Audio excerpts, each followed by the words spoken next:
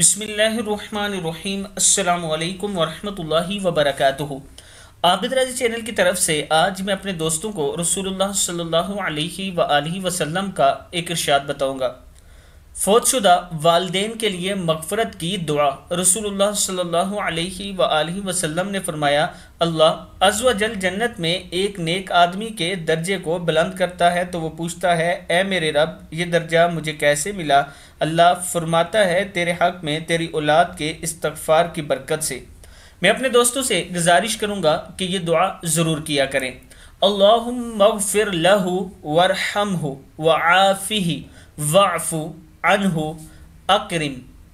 وَأَكْرِمْ نُزُلَهُ وَوَسِّعْ مُدْخَلَهُ وَغْسِلْهُ بِالْمَاءِ وَالثَّلْجِ وَالْبَرَدِ وَنَقِّهِ مِنَ الْخَطَايَا كَمَا نَقَّيْتَ، اب تا کو سا کے ساتھ ملا دیں، نَقَّيْتَ الثَّوْبَ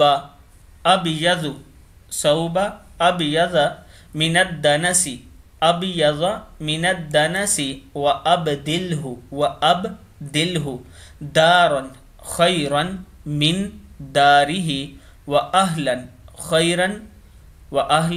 خیرا من اہلہ وزوجا خیرا خیرا من زوجہ وادخلہ الجنۃ وَأَعِذْهُ من عذاب القبر او من عذاب النار۔ اے اللہ اس کو بخش دے اور اس پر رحم فرما اور اسے عافیت عطا فرما اور اسے معاف فرما اور اس کی بہترین مہمانی فرما اور اس کی قبر کو کشادہ فرما اور اسے پانی، برف اور اولوں سے دھو دے اور اس کے گناہوں کو اس طرح صاف کر دے جیسا کہ تو سفید کپڑے کو میل چیل سے صاف کرتا ہے، اور اسے اس کے گھر کے بدلے بہتر گھر عطا فرما اور گھر والوں سے بہتر گھر والے عطا فرما اور اس کی بیوی سے بہتر بیوی عطا فرما اور اسے جنت میں داخل فرما اور قبر کے عذاب سے بچا اور آگ کے عذاب سے بچا۔ فوت شدہ والدین کے لیے مزید دعائیں، میت کے لیے دعائیں بھی دیکھ سکتے ہیں آپ میرے چینل پر، انشاءاللہ آپ کو مل جائیں گی۔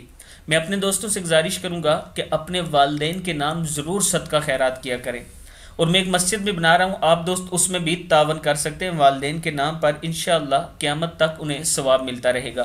اور اگر آپ کے قریب بھی کوئی مسجد بن رہی ہے تو آپ اس میں بھی دے سکتے ہیں، انشاءاللہ اللہ تعالیٰ اس کا آپ کو اجر عظیم عطا فرمائے گا۔ السلام علیکم ورحمۃ اللہ وبرکاتہ۔